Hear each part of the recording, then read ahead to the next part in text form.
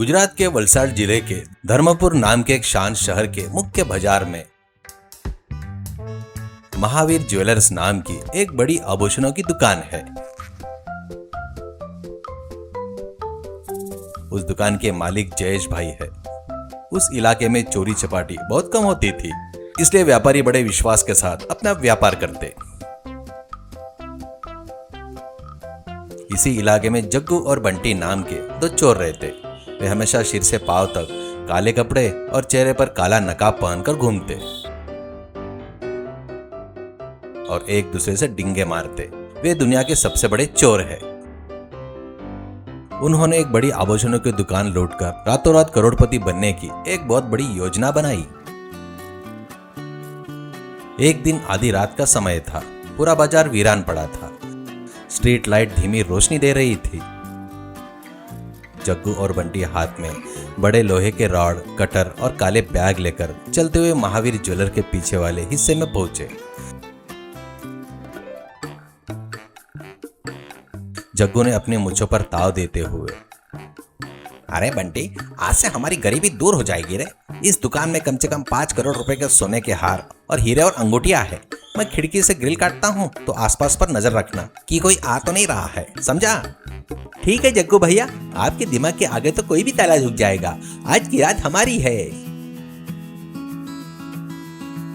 जग्गू ने बड़ी होशियारी के साथ कटर से खिड़की की ग्रिल काट दी और दोनों चुपके से ज्वेलरी शॉप के अंदर कूद गए।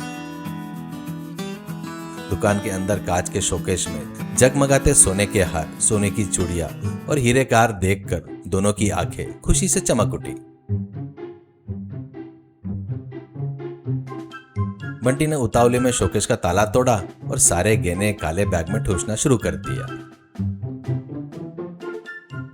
अरे वाह जग्गू भैया, देखा कितना सोना है। इस सोने से तो हम एक बड़ा राजमहल जैसा घर बना सकते हैं। अरे बंटी, उस कोने में रखे चांदी के बिस्कुट भी मत छोड़ना, सब बोरे में भर ले। लेकिन उस आपागापी में कांच का शोकेश तोड़ते समय धड़ाम धपट की आवाज तेजी से हुई। ठीक उसी समय दुकान के बाहर सड़क पर गश्त लगा रहे नाइट वॉचमैन ने वो आवाज सुन ली और चौंक गया। वॉचमैन ने तुरंत हाथ में लाठी से सीटी जोर जोर से बजाई और चिल्लाने लगा, अरे चोर आ गए, महावीर ज्वेलर शॉप में चोर घुस गए, आओ जल्दी आओ रे भाई, जल्दी आओ।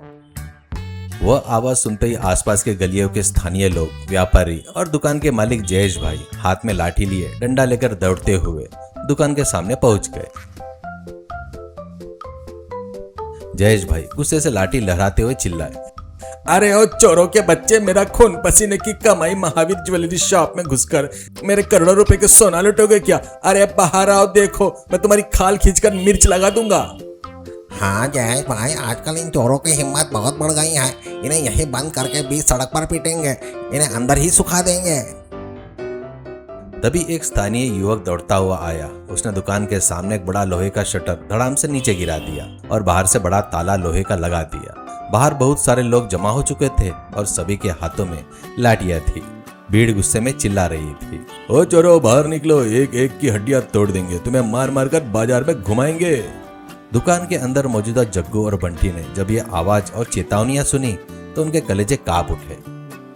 बंटी डर से कांपते हुए सिर पर हाथ रखकर रोने लगा।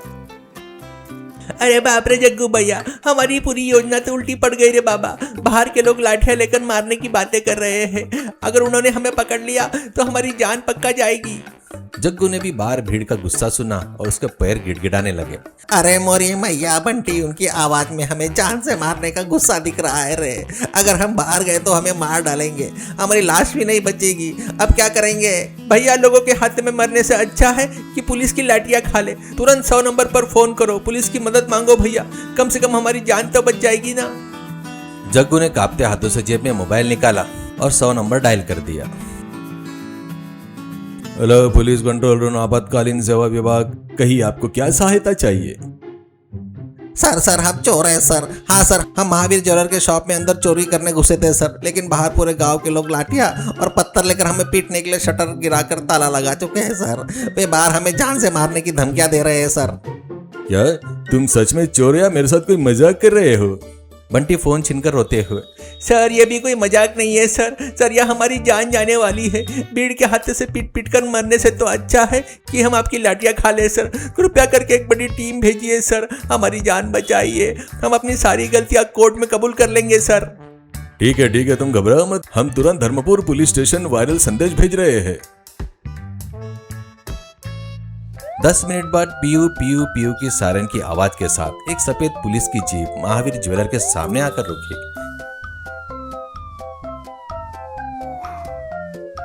जीप से खाकी वर्दी, हाथ में सर्विस रिवॉल्वर और काला चश्मा पहने एक कड़क पुलिस ऑफिसर इंस्पेक्टर राठौड़ हाथ में लाठी लिए कांस्टेबल मकवाना शान से नीचे उतरे।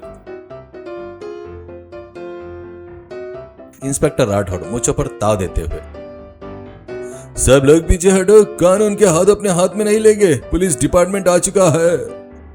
सर इंस्पेक्टर साहब, हमारी धर्मपुरी पुलिस स्टेशन से इतनी जल्दी आने के लिए आपका धन्यवाद। अंदर 2 बदमाश चोर हमारी दुकान से करोड़ों के गहने लूट कर बैठे हैं सर, उन्हें बाहर निकालकर एनकाउंटर कर दीजिए सर।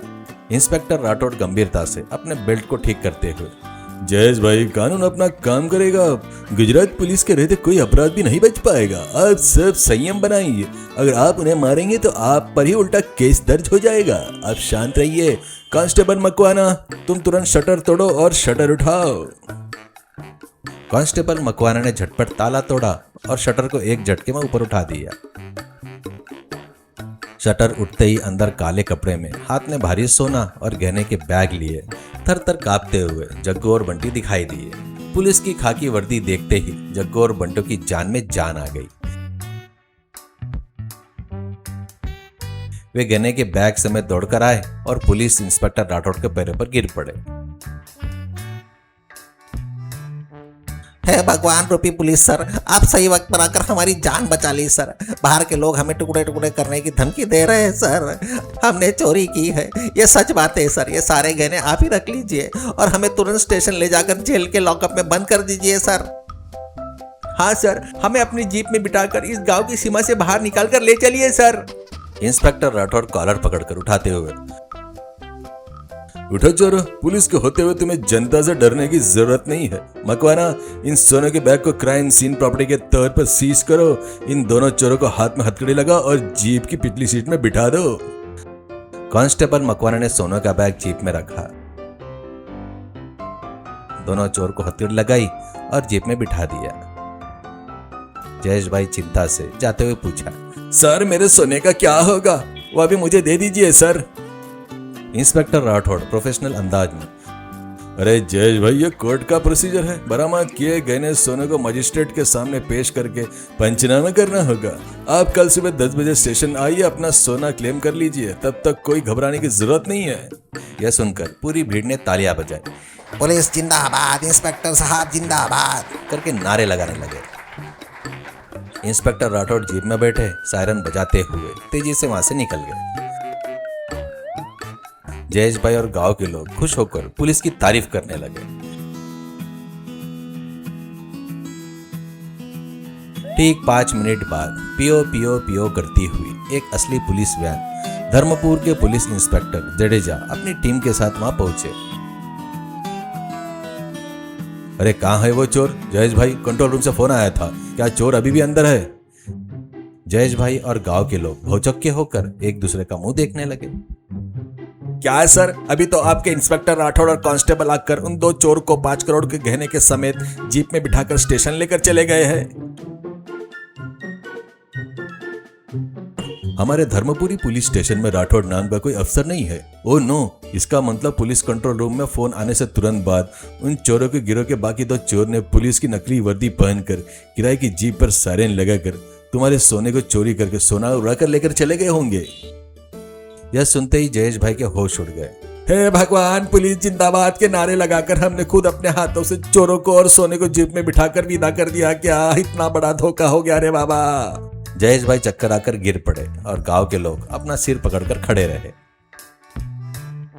दूसरी तरफ हाईवे पर तेजी से भाग रही नकली पुलिस जीप के अंदर नकली इंस्पेक्टर रोल करने वाला गिरोह सरगना मांटी ने अपनी नकली मूछें और टोपी उतारकर डैशबोर्ड पर फेंकी और जोर जोर से हंसने लगा।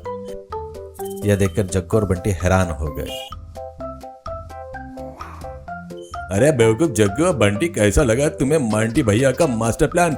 जैसे मुझे पता चला कि तुम दुकान में फंस गए हो, मैं तुरंत पास की नाटक कंपनी में पुलिस का ड्रेस किराए पर ली, पुराने जीप पर सारे लगाए और वहां पर पहुंच गया। रे वे बेवकूफ गाँव वाले दुकान का मालिक हमें असली पुलिस समझकर हाथ जोड़ते रहे और उनके सामने ही तुम दोनों को 5 करोड़ का सोना लेकर रफू चक्कर हो गए।